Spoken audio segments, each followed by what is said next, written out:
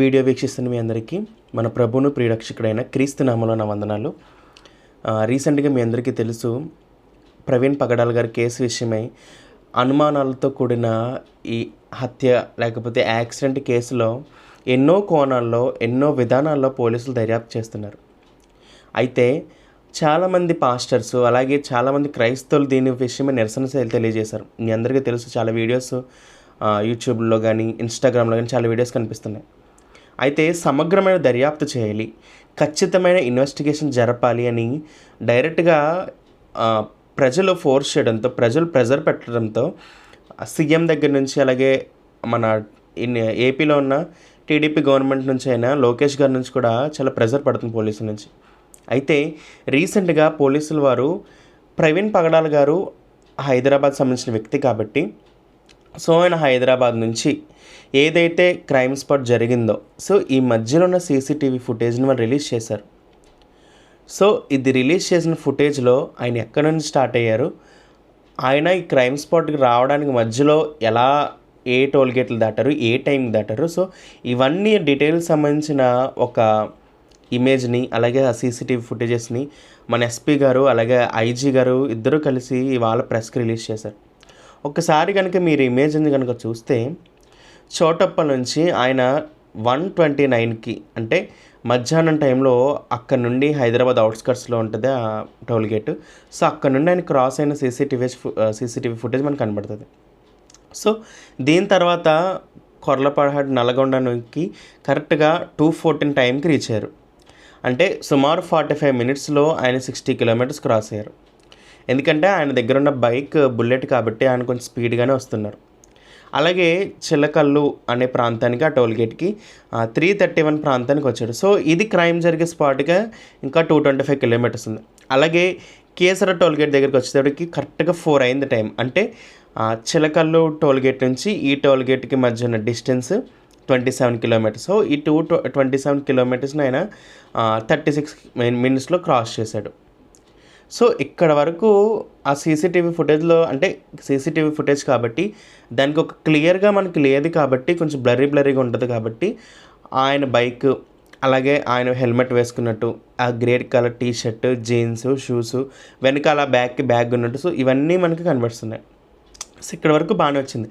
కానీ ఒక విషయం ఆలోచిస్తే, ఒక్కసారి కనుక మీకు కనబడుతున్న ఇమేజ్లో జూమ్ చేసి చూస్తే ఆయన బైక్ క్లియర్గా ఆ బైక్ హెడ్లైట్కి ఐరన్ గ్రిల్ మనకు కనిపిస్తుంది. మీకు ఎలా తెలుసండి ఐరన్ గ్రిల్ ఉందని అని అంటే, ఈయనకు సంబంధించిన ప్రవీణ్ పగడాల్ గారికి సంబంధించిన బైక్కి సంబంధించిన విజువల్ ఫోటో మీకు చూపిస్తున్నాను. ఈ ఫోటోలో ఆయన హెడ్లైట్కి ఐరన్ గ్రిల్ ఉంటుంది. అంటే బుల్లెట్ వాడే వ్యక్తులు బయట యాక్సెసరీస్ వాడతారు కాబట్టి ఇవన్నీ అవుటర్ సైడ్ మోడిఫికేషన్ కోసం ఇవన్నీ వేసుకుంటారు. ఆ ఐరన్ గ్రిల్ అనేది హెడ్లైట్కి పెడతారండి. ఎందుకంటే బైక్ కొన్ని ల్యాక్స్ పెట్టుకుంటారు కాబట్టి ఐరన్ గ్రిల్ కూడా దానికి ఉంది. మీరు చూస్తున్న ఇమేజ్లో ప్రవీణ్ పగడాల్ గారు ఆయన మాస్క్ పెట్టుకున్నారు. ఆయనకు సంబంధించిన బైక్ అది. ఎందుకంటే ఆయన నెంబర్కి సంబంధించిన చలాన్ ఒకటి ఉంది. ఆయన బైక్, ఆయనకున్న గ్రిల్. ఇదే విధంగా మనం జూమ్ చేసి కొంచెం క్లారిటీ కనుక పెంచి చూస్తే ఆయన బైక్కి ఆ ఐరన్ గ్రిల్ ఉన్నట్టు మనకి సీసీటీవీ ఫుటేజ్లో కనిపిస్తుంది. దీని తర్వాత ఆయన రీచ్ అయిన టోల్గేట్ ఏంటంటే పొట్టిపాడు టోల్గేట్. ఇది విజయవాడ అవతల ఉంటుంది. కానీ ఇక్కడికి వచ్చిన టైంకి ఎన్ని గంటలకు చేరుకున్నారంటే 9:15 టైంకి చేరుకున్నారు. అంటే కేసర టోల్గేట్ నుంచి పొట్టిపాడు టోల్గేట్కి మధ్య ఉన్న డిస్టెన్స్ ఎంతంటే 64 కిలోమీటర్స్. అంటే ఈ 64 కిలోమీటర్స్ రావడానికి ఆయన 4కి అక్కడ కనిపిస్తే ఇక్కడికి రావడానికి దగ్గర 5 అవర్స్ టైం తీసుకున్నారు. అంటే మేబీ విజయవాడ వెళ్ళి ఉండొచ్చు అని పోలీసులు ఇన్వెస్టిగేషన్ చేస్తున్నారు. అలాగే విజయవాడ సిటీలో ఆయన బైక్ ఎక్కడికి వెళ్ళింది, ఎక్కడెక్కడ ప్రాంతాల్లో విజయవాడ సిటీలో తిరిగారా, ఎవరిని కలిశారు, ఇవన్నీ పోలీసులు ఖచ్చితంగా ఇన్వెస్టిగేషన్ చేయాలి.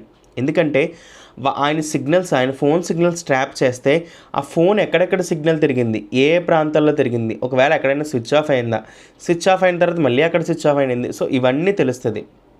కానీ ఈ టోల్గేట్ వచ్చేటప్పటికి ఈ టోల్గేట్ నుంచి ఆయన క్రైమ్ స్పాట్ జరిగే టైము మధ్యలో డిస్టెన్స్ 134 కిలోమీటర్స్. మీరు క్లియర్గా అబ్జర్వ్ చేస్తే అప్పటికే ఆయన హెడ్లైట్ వెలగట్లా.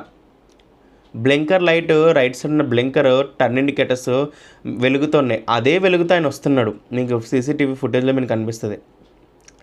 సో దీని తర్వాత ఈ 5 అవర్స్ ఆయన ఎక్కడున్నారు, ఈ 5 అవర్స్ ఆయన ఏం చేశారు, ఎవరితో ఉన్నారు, ఎవరింట్లోకి వెళ్ళారు, ఒకవేళ ఎవరినైతే ఆయన కలవడానికి వెళ్ళారా, లేకపోతే మనం అనుకున్నట్టే ఈ 5 అవర్స్లో ఆయన మీద దాడి జరిగి ఉంటుందా. సో ఇవన్నీ ఖచ్చితంగా పోలీసు వారు ఇన్వెస్టిగేషన్ చేయాలండి. ఎందుకంటే ఈ మెయిన్ 5 అవర్స్లోనే, ఎందుకంటే అప్పటి వరకు డే లైట్ ఉంది కాబట్టి ఒకవేళ హెడ్లైట్ వెలగకపోయినా, ఒకవేళ హెడ్లైట్ వెలుగుతుందని ఆయనకు తెలియకపోవచ్చు. ఒకవేళ కంపల్సరీ ఆయన విజయవాడలో ఉన్నారు కాబట్టి, విజయవాడ మెయిన్ సిటీ కాబట్టి అప్పటికే ఒక 6-6:30 టైంకి డే లైట్ అంతా పోయి చీకటి పడుతుంది కాబట్టి ఖచ్చితంగా ఆయనకి విషయం తెలిసే ఉంటుంది. మరి ఆయన ఎందుకు హెడ్లైట్ బాగు చేయించలేదో మరి ఏంటో మనకైతే తెలీదు.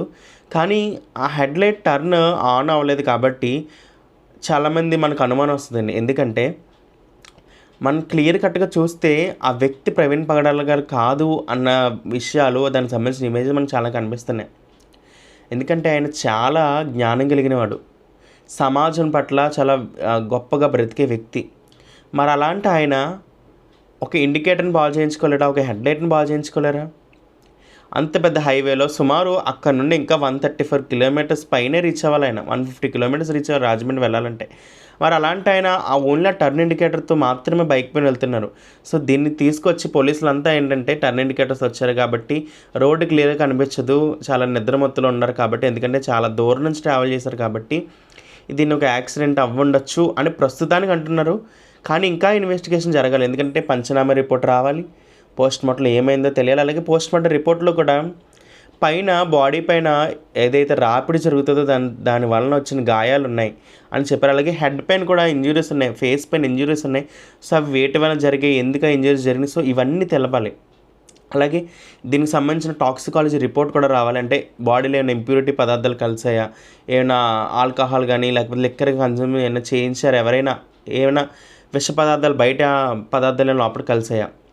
అలాగే ప్యాథాలజీ రిపోర్ట్ కూడా రావాలి, ఎందుకంటే ఆయన తొడపైన కాలిన మచ్చలు ఉన్నాయంట. మీరు ఒక్కసారి గమనించండి, హైదరాబాద్ నుంచి బుల్లెట్ మీద రావాలంటే అది 350cc బైక్, ఎంత వేడి కాలుతో తెలుసా సైలెన్సర్, అది కూడా సమ్మర్ టైం. ఇప్పుడు ఆ సమ్మర్ టైంలో ఎంత వేడి ఉంటుంది అది. కానీ విచిత్రం ఏంటంటే ఆయన లోపల తొడ భాగంలో కాలింది ఉంది, కానీ ఆయన ఫ్యాంట్కి పైన కాలాలి కదా మరి. ఎందుకంటే మీరు ఇమేజ్లో చూస్తే ఆ బైక్ వచ్చి ఆయన మీద ఎవరో పేర్చినట్టుంది.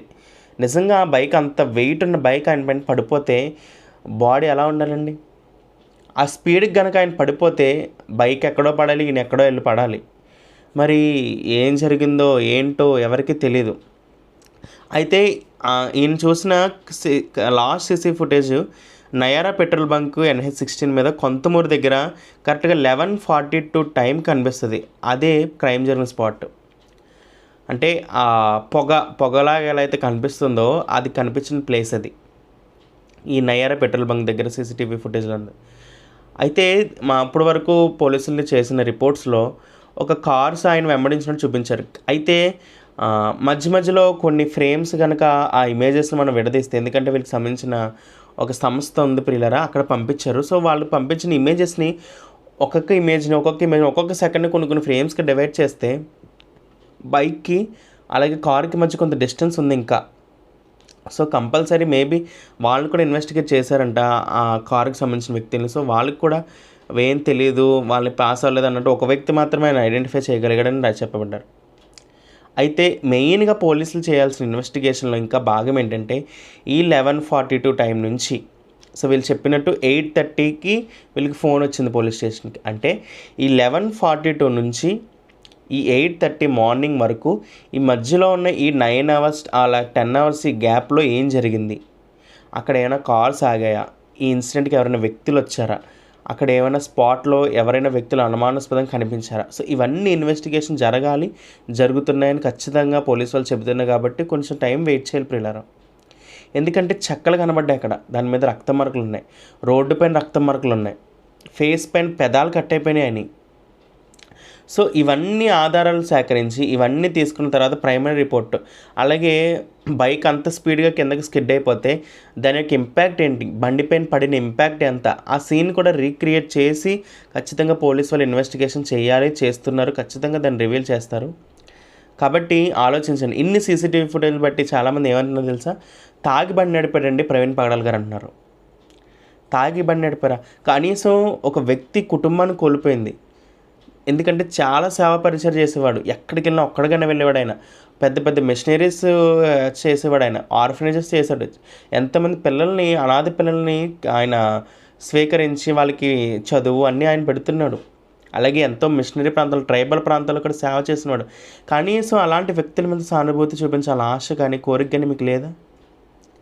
చాలామంది తిడుతున్నారు, ప్రవీణ్ పగడాల పగిలిందా, ఇలాంటి వ్యక్తులు వ్యంగ్యంగా మాట్లాడుతున్నారండి. వాళ్ళ భార్యపై కూడా ఆమె వీడియోస్ చేస్తుంటే, ఆ పైన ఆమె స్పీచ్ ఇస్తుంటే దాని కింద ఎంత వల్గారిటీ కామెంట్స్ చేస్తున్నారంటే, ఎక్కడికి పోయింది మనుషుల మానవత్వం చచ్చిపోయిందా అన్నట్టు అనిపిస్తుంది. నా నోటితో ఆ మాటలు చెప్పకూడదండి. ఎంత వల్గారిటీతో మాట్లాడుతున్నారంటే, కనీసం మీకు ఆ మానవత్వం విలువలు లేవా? ఆ విలువలు మీకు నేర్పించలేదా? మీరు నమ్ముకున్న ధర్మం మీకు నేర్పించలేదా అన్నట్టు కనిపిస్తుంది. కాబట్టి ఇది ఇప్పటివరకు మనకు వచ్చిన సీసీటీవీ రిపోర్ట్. కానీ చాలామంది వ్యక్తులు అన్నట్టుగా ఆయన ప్రవీణ్ పగడాల కాదు, ఇది కంపల్సరీ ప్రీ ప్లాన్ మర్డర్ అని అంటున్నారు. అయితే మనకు మెయిన్ ఉన్న డౌట్ ఏంటంటే, ఈ 5 అవర్స్ అంటే ఈయన కేసర్ టోల్గేట్ నుంచి పొట్టిపాడు వరకు ఉన్న ఈ 5 అవర్స్లో ఏం చేశారు? ఈయన ఫోన్ సిగ్నల్స్ ఎక్కడుంది? ఎక్కడ ఈయన టర్న్ ఆఫ్ అయినాయి? లేకపోతే ఈ విజయవాడ సిటీలో కనుకుంటే ఎవరిని కలిశారు? ఎక్కడ కలిశారు? ఎలా కలిశారు? ఈ 5 అవర్స్లో జరిగిన ఈ లైట్ అప్పటికే ఆన్ అవ్వలేదా? లేకపోతే అప్పటికే ఆన్ అయ్యిండి తర్వాత ఆఫ్ అయ్యిందా? సో ఇవన్నీ కంపల్సరీ ఇన్వెస్టిగేషన్ జరగాలి. ఎందుకంటే క్రైమ్ స్పాట్లో ఈ ఐరన్ గ్రిల్ అక్కడ కనిపించలేదు.